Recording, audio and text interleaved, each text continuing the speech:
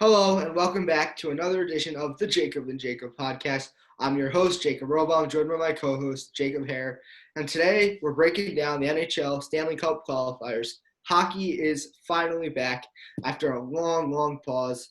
Hockey finally returns, and it kicks off with a great opening qualifying series between the Rangers and the Hurricanes. And when you talk qualifying series this season, very different format from previous years. Of course, with this year, COVID-19 shutting down the season for about 5 months. So the NHL made some adjustments. There's now 12 teams headed to two hub cities where there will be qualifying matchups that are all best of five series. The winners of those will advance to play one of the top four seeds in each conference. Those top four seeds, while the qualifying matchups are going on, will be playing in a round robin with the seeds being determined from that 1 through 4. So therefore, teams, say, starting in fourth place, they can't really get hurt by the round robin. They can only go up. So if they win two games, they could jump up to the 2 seed, and it'll be interesting to see where it plays out. And the teams will reseed following each round. So if the 12 seed wins, they will automatically play the 1 seed, and if the 5 seed wins, they'll automatically play the 4 seed. So it'll be pretty interesting. But talking qualifying matchups, what's your favorite matchup and why? Well, for me, personally, I got to go with Blackhawks Oilers. Look, it's Connor McDavid and company, the young guns versus the veterans. In Chicago, you got Duncan Keith. I know he's not as special as he was back in the early 2010s, but he's still a decent player. You got Seabrook, you got Taves, you got Patrick Kane. You got all those guys from all the Stanley Cup teams. They have experience, which is crucial in the NHL playoffs. We saw last year when the Lightning lost. They didn't have much experience on that team, but the Blackhawks have some experience, so I could see them maybe pulling an upset over the Oilers. I know the Oilers are highly touted. I know Connor McDavid is the next great thing, or he is the greatest thing in hockey right now. Am I wrong to say that? Not at all. Not at all. I think He's the greatest show on ice. Let's put it that way. Okay. There we go. Okay. But Patrick Kane, he's not leaving Chicago anytime soon. He's going to give McDavid trouble. So that is why I'm excited to see the Blackhawks take on the Oilers. And I have the Blackhawks winning in 4 games. Hey, I mean, I certainly think it'll be an interesting series. I think at 3 o'clock when that series kicks off, it'll be pretty exciting to see how the Oilers, the youngsters, come out and play. They missed the playoffs last season. McDavid's only been to the playoffs once in his career, and they had a good run. They lost in 7 games to Anaheim in the semifinals. But, I think it'll be interesting to see how the youngsters of Edmonton are able to come out and play against Chicago's veterans. But you can't forget, Chicago, they have some youngsters themselves. They have Kubalik, and they also have Kirby Dach, their first-round pick from this year, who are players that the Blackhawks franchise are really going to be relying on for years to come. So it'll be interesting to see how they play in their first postseason, if you will.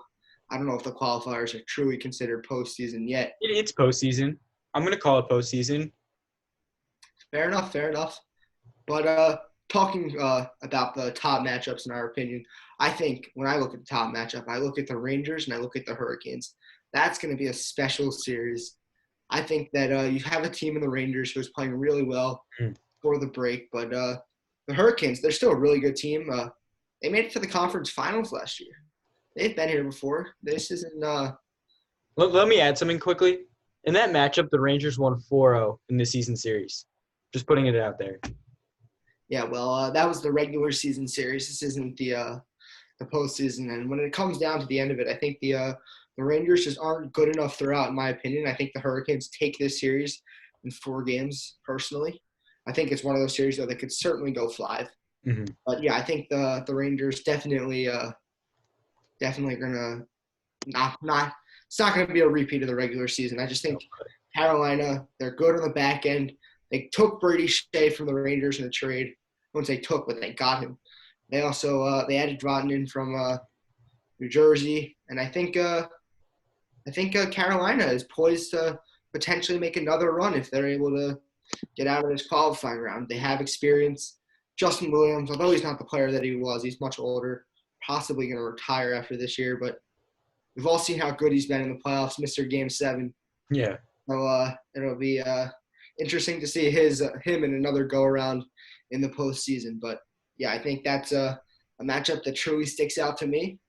And then turning to another matchup, a matchup that personally for me would be probably the biggest upset in this postseason in the qualifying round, has to be Montreal and Pittsburgh.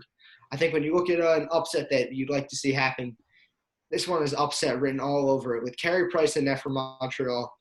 In my opinion, I think he's going to be able to win them at least one game in that series. I mean, I don't know if Carolina is able, or sorry, apologize. The Canadians are able to win the whole series and get three out of five. But I think Carey Price, if he comes out and plays at the level that we've seen Carey Price play, I think could get interesting. They could give the Penguins a run for their money for sure. But I certainly don't think the Penguins are just going to go out and sweep them in 3 games. I think that the Canadians, Montreal, can definitely get a game out of that series. What's an upset that you'd like to see happen? Definitely the Penguins. Look, as a Philly fan, I love when the Cowboys, the Penguins, the Celtics, and the Mets lose. So obviously I'm going to root against the Penguins. I'd love to see Crybaby Sidney Crosby go down. But look, another upset that I'm looking forward to seeing, I could potentially see the Islanders losing to the Panthers. I mean, I feel like that the Panthers are a good young team, and I feel like that their defense has gotten better over the course of the season, and that the Islanders, they've looked good at times. But they've been inconsistent with their goal scoring and on defense. So that's a matchup I'm looking to see an upset in. Yeah, I certainly agree with you. I think that's another place that we could see an upset.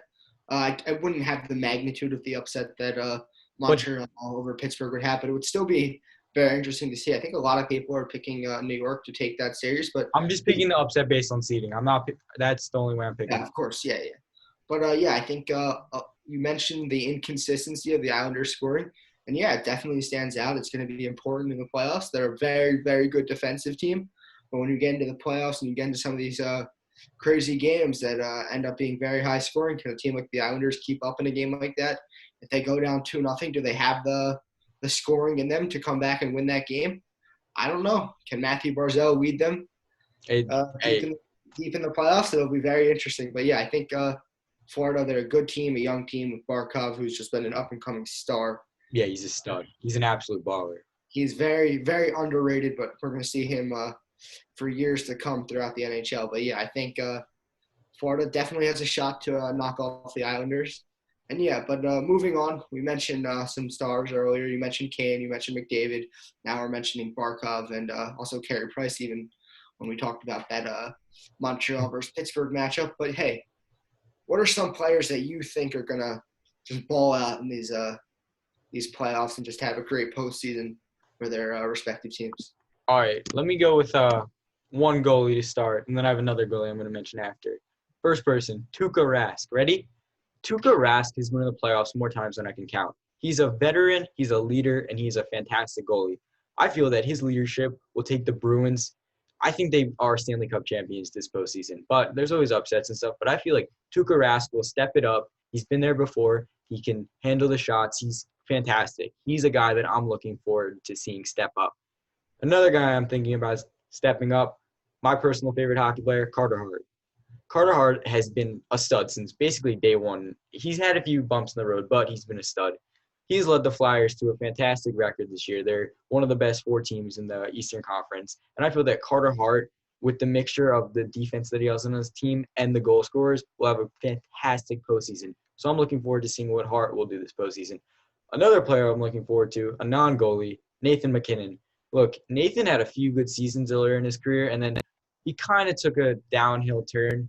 And not saying anything against Nathan, but the numbers just weren't there as much as they were earlier. But I'm looking forward to seeing Nathan step it up, become the stud that he really is, and maybe take the Avalanche to a finals. So that's why I'm dropping my finals prediction right now. Avalanche Bruins. Bruins win in 6 games. But Nathan MacKinnon has 6 goals in 6 games. Hey, I mean, that would be a pretty good Stanley Cup matchup. And yeah, I certainly agree with you. Nathan MacKinnon coming off an incredible season. He's my pick to win the Hart Trophy and the league MVP. Yeah. He's been tremendous. He's an incredible year for him. And yeah, it'll be really exciting to see how he plays for Colorado throughout the postseason. Another guy that I'm looking forward to see is Elias Pettersson for Vancouver. Yeah. Vancouver is a dangerous team. They're young. They have some really, really good players offensively. They have Besser. They have Horvat.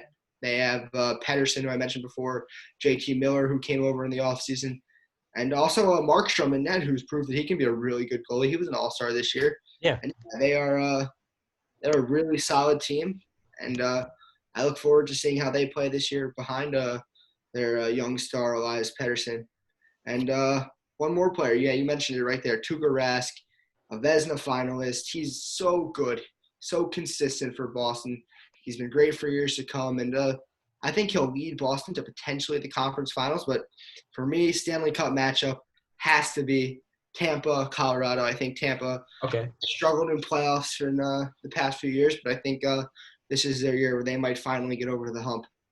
Let me just add something about MacKinnon. I said that his numbers were down from earlier in his career. I'm talking about way earlier in his career, not the past 3 years. So don't take me literally on that one. Yeah, well, thanks for just wanted to clear things up. But yeah, hey, to all the viewers out there, thank you all for tuning in.